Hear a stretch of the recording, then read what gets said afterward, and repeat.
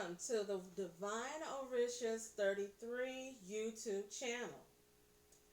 Today, I am joining the YouTube community in terms of production, and I won't be long, but I would like to give a brief introduction of who I am.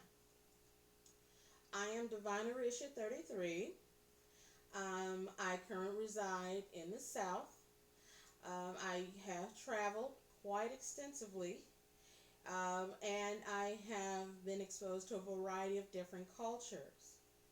So that being said, my understanding of people, cultures, and thought processes um, is very profound.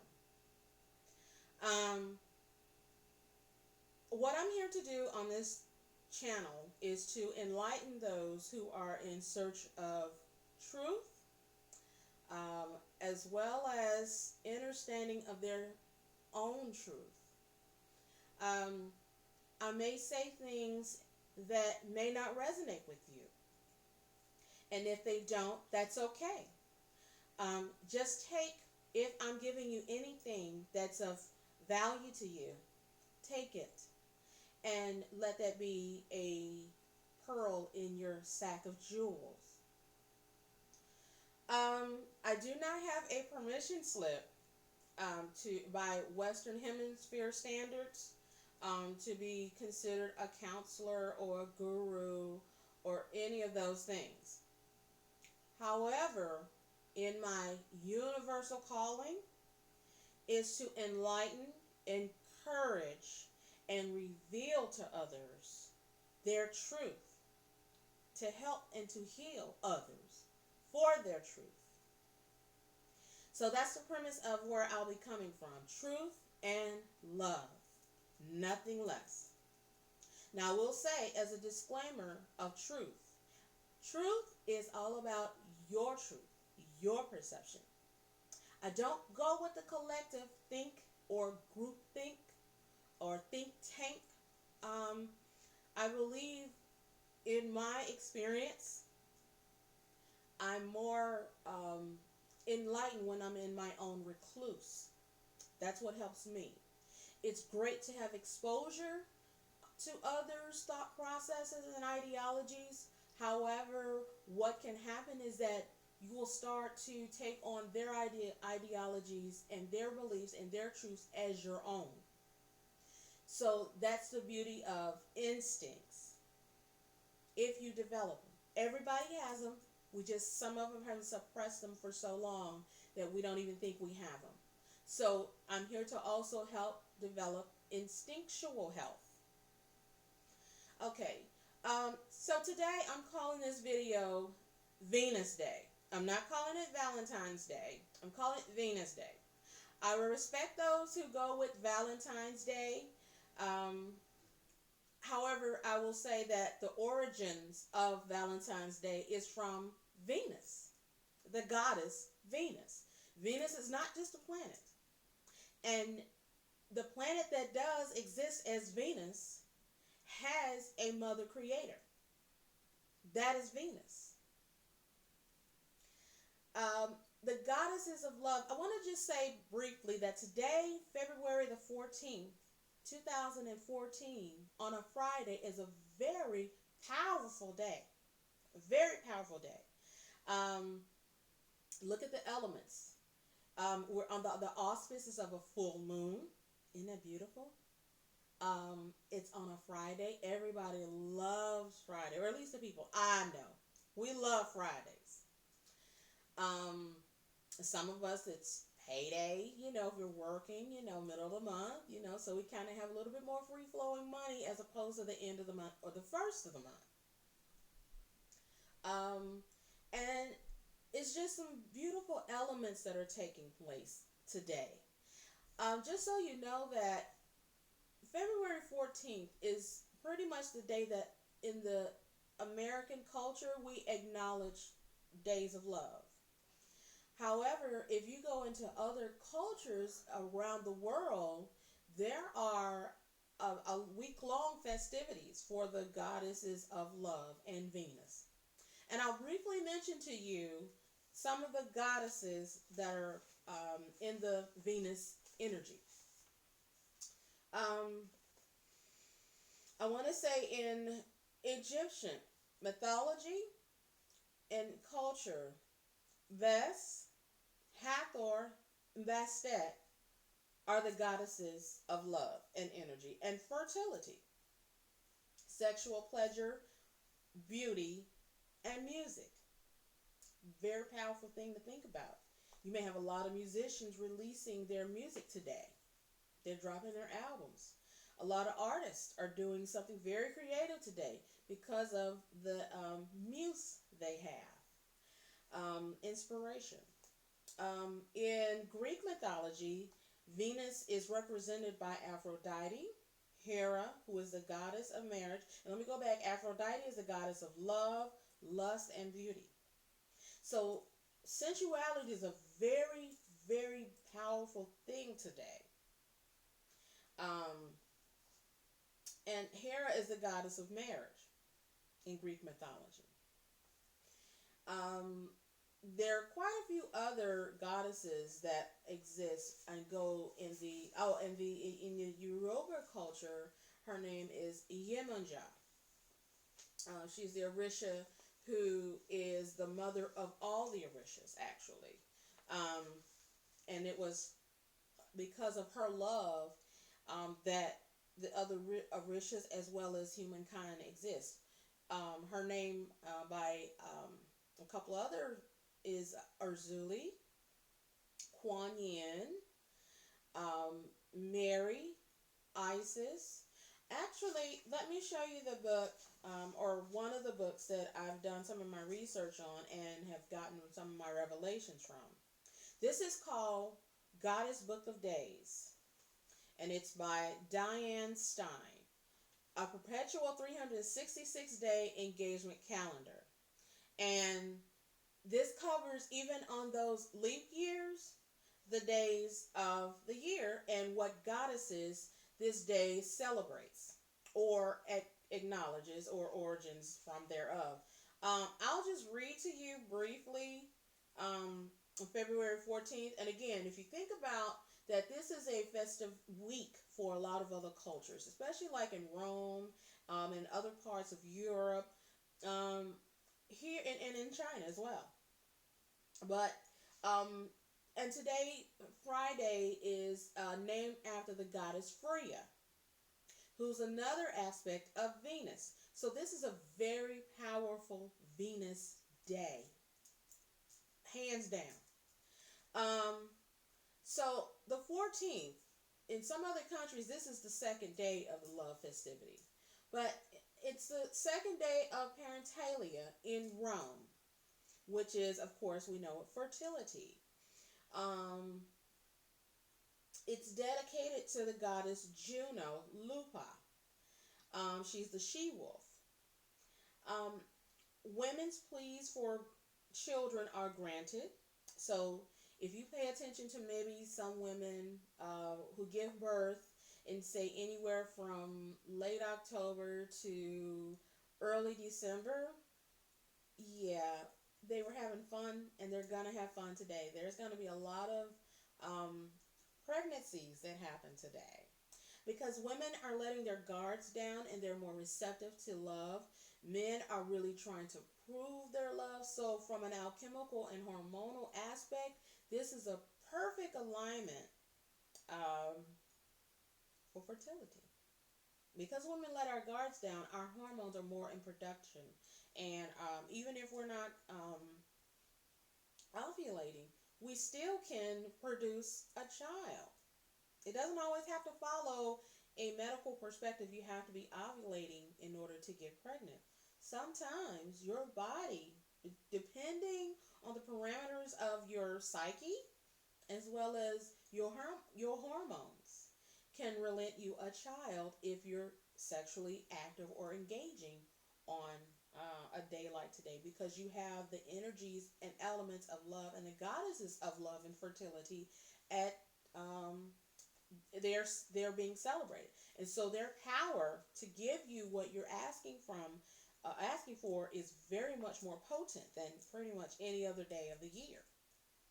Not to say that you can't tap into them, but and this also keep in mind, Venus just came back from retrograde, so this is the perfect time to celebrate her, and she is loving every bit of that. And under the auspices of a full moon, oh honey, I mean, think about in the marine life, the full moon is when all of the marine life produces its eggs on the full moon. They either produce their eggs or babies, lay their eggs or babies, or what they call spawning, um, or they copulate. So full moon is a very important time. So you have those all these auspices together is a very powerful day. So definitely seize it for all it's worth for your benefit. Not your selfish gain, but for your benefit. And in a way benefit others as well. Okay? But going back to this, so it's a women's plea for children are granted, and other fertility and birth goddesses are Isis, Kuan Yin, Yemenya, Mary, who we know in what's called the Holy Scriptures is the Virgin Mary. And so these are the goddesses in which, again, Valentine's Day originate. But all of these names go back to the facets and characteristics of who Venus is. She is the ultimate. Yin and Yang is the ultimate from an earthly aspect or an aurific aspect. Um, Urzuli is from the aspect of, uh, well, I'll leave that alone for now, because I don't want to create controversy in this discussion or in this video.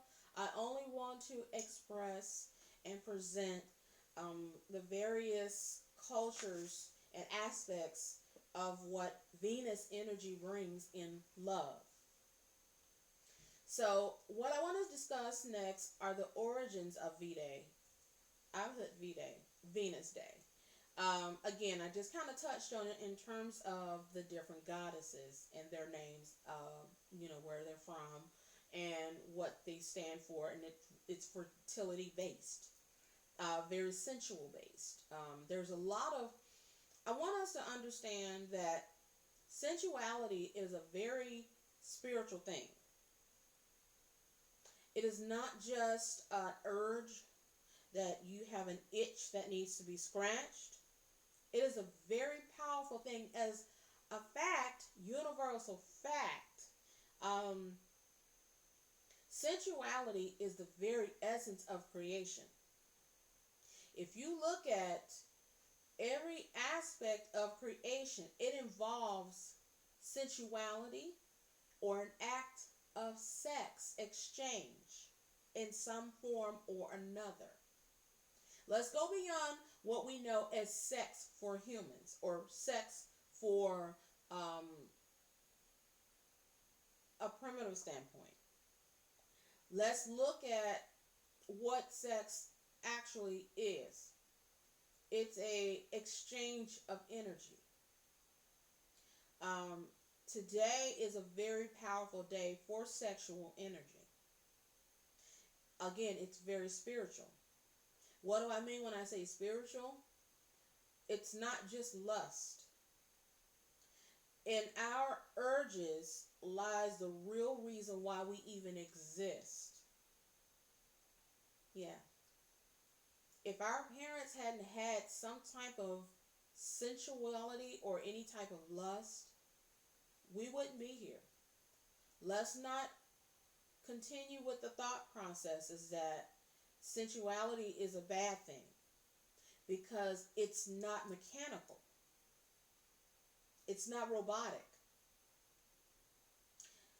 It's not programmed from a scientific standpoint of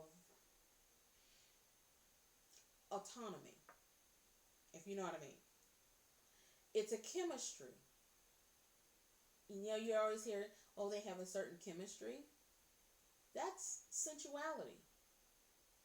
But thinking outside of the box on what sensuality means will take you a very long way in your journey and in finding your truth. Now, I'm not saying you just got to go out here and just be sensual, from whatever.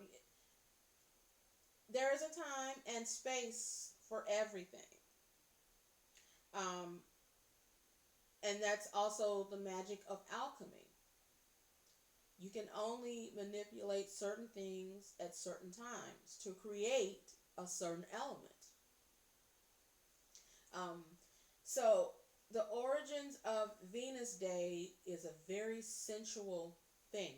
Um, I shouldn't say thing, I'll say a very sensual energy, because energy is always around and it can never be destroyed. It is something that is exchanged and it transforms. Um, and it's, I mean, water is a great example of what energy does. Water moves the way it wants to move. If it's stagnant somewhere, it doesn't really just stay. It keeps on moving or it evaporates. hmm Okay, the energies of love. I want to touch on that for a second. So again, as I talked about the elements that we have going on right now in a cosmos from a universal standpoint, down to the level of physical expression that we have here, and the energies of love. Um, what I want us to think on is the elements that are included in Valentine's Day that we observe. We observe a heart. We observe roses. I have a lovely display set up here. This is what I do this time of year. I just get into a very Venus festive oriented mood. So, I'm just being silly for a second. I will do that, okay?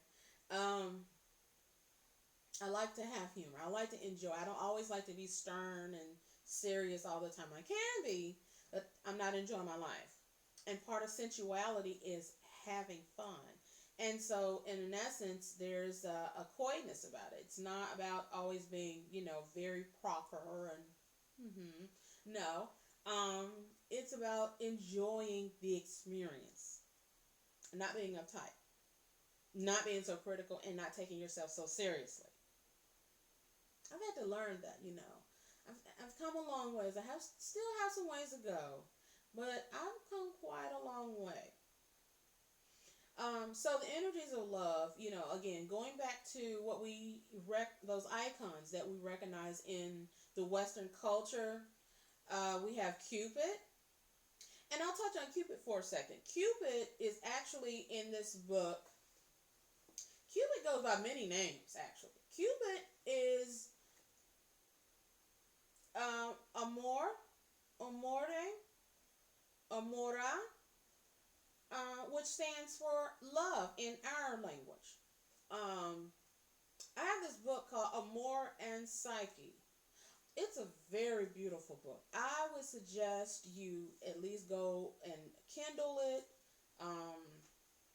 or whatever avenues that you're going to do to read this book. Go for it, because it's a very powerful book. Um, what I would also say is that really just keep an open mind when you read it, because it is mythologically based.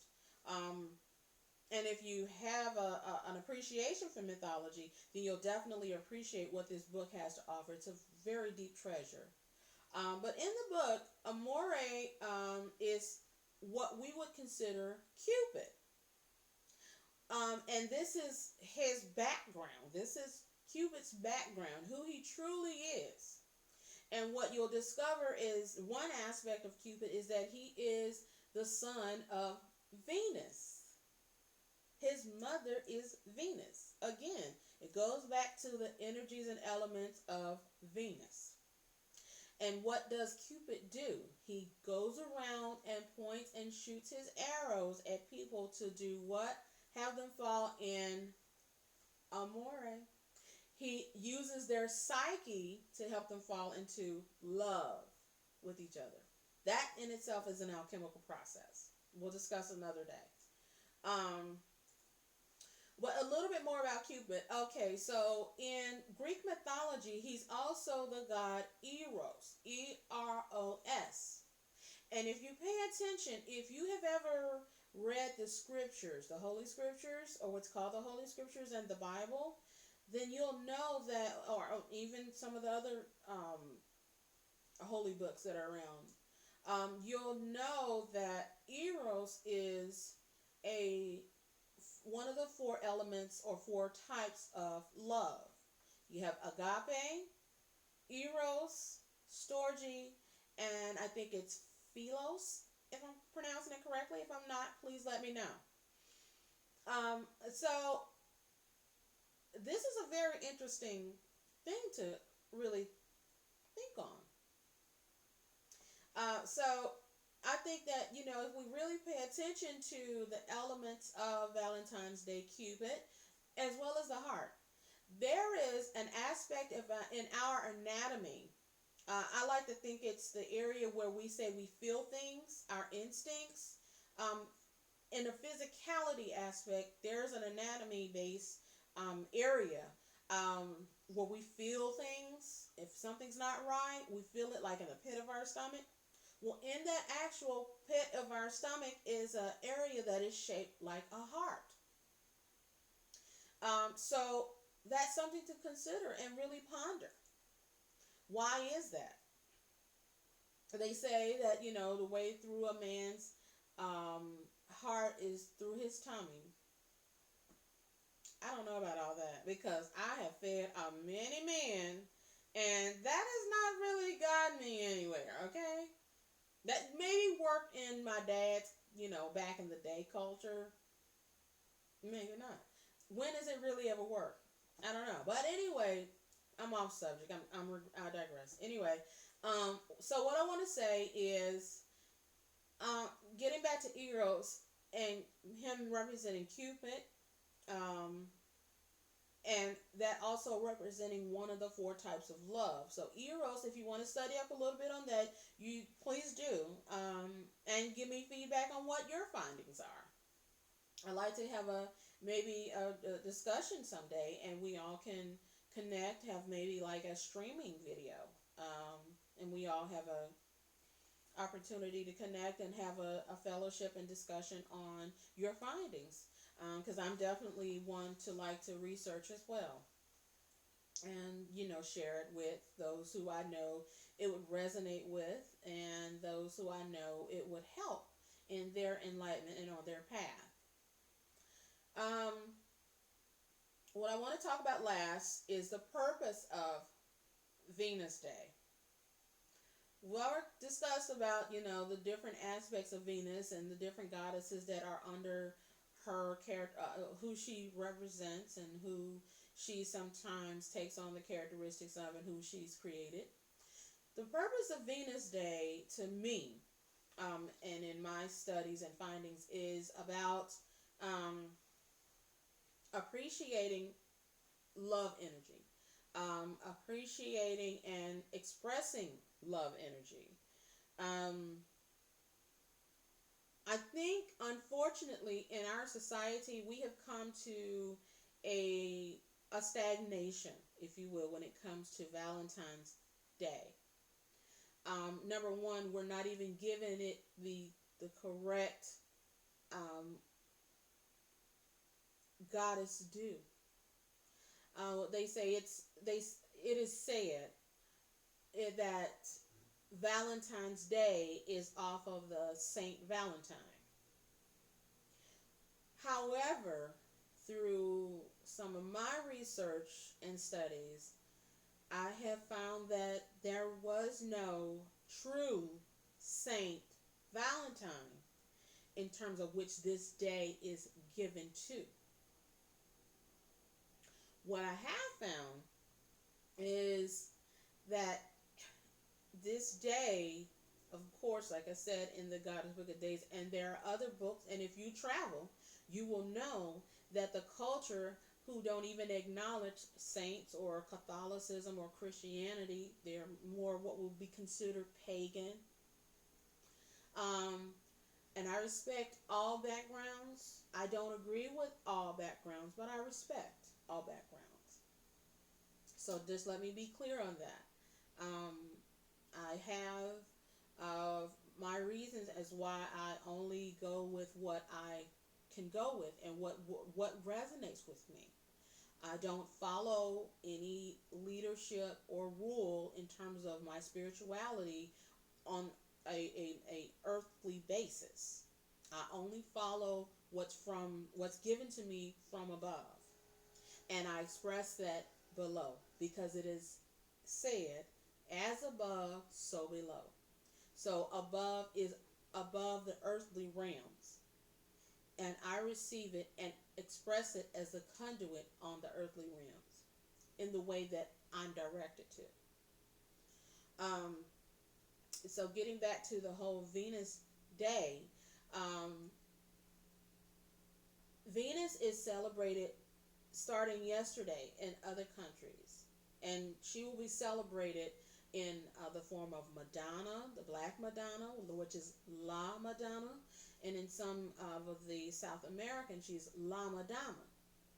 I want you to research that and really get a intuitiveness on what that represents, who she represents, because what you'll see is that she goes all the way back to Isis and Aset, and goes back further than that. He goes all the way back to Erzuli, Yemenya, Venus. Each culture has developed their own representative of who Venus is to them. They don't call her Venus, but even the different there are different terminologies. For instance, the place called Venice, that's actually named after Venus. Do your research. You don't have to take everything I say for my word. It is my truth. And if it resonates with you, good. But still, go and do your research. Um, again, the purpose ultimately is to express love. I would like to say in my culture, I've observed a lot of my counterparts and women have a expectation type of mindset when it comes to Venus Day. Their thought process is, I'm supposed to get a gift from my significant other. And if I don't, then I know that they really don't love me. That's not fair. Because if you think about what are the other ways and the other days that love is expressed, this is just one day out of 364 or 365, it's a leap year. If that love isn't expressed any other time, then today is no different. It's just a gift, a material item that's given to you to keep you looking the other way while you're not getting what you need. On the same token, if you're getting what you need in expressions of love every other day and not a gift today, that does not mean that there is any love lost or lack thereof love. It is being expressed from a less commercialized standpoint, but a more spiritual standpoint. And that is more powerful than any other aspect there is. So I want us to, as women, I can't speak for men, but I'm just saying for the women that I know and have come across and their mentalities about what Venus Day is about. It's about them getting a gift, and then in exchange they'll give sex. Now, there's nothing wrong with prostitution, but if you don't want to be considered a prostitute, then maybe a tweaking that thought process would help. And I will touch on prostitution. one day. Um, because prostitution is not a dirty thing. It's not.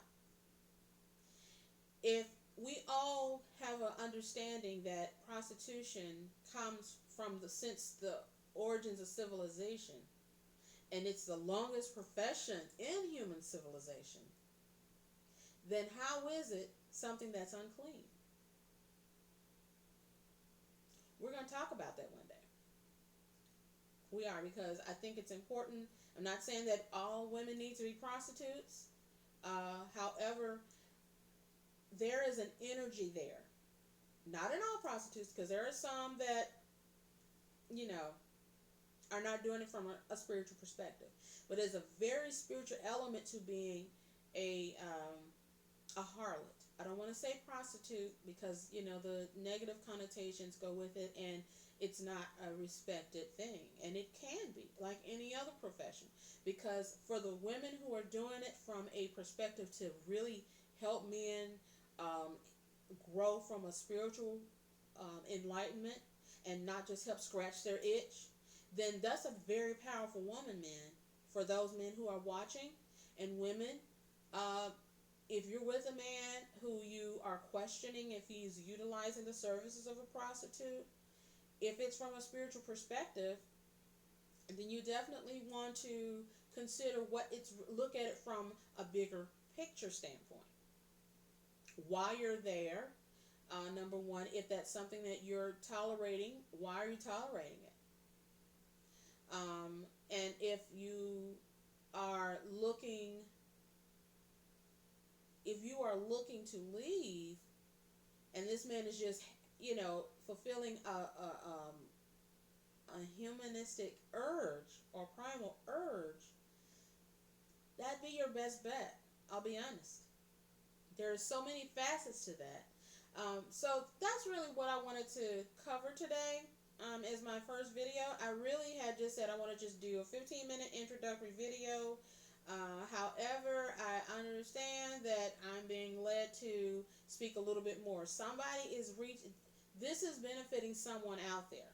And whomever you are, I'm hoping that I've been a very good conduit to you, to help you at least get some thought-provoking thoughts going, to get your juices going in terms of research, enlightenment, and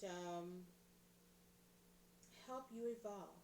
Because that's the elements of love that I'm coming from. That's the platform that I'm coming from, enlightenment of love. We all have it, just some of us have not had an opportunity to truly know what it is, truly express it, or really even embrace it. So until next time, I would like to say, be lovers of yourselves and each other. Be respecters of yourselves and each other. Thank you, and peace.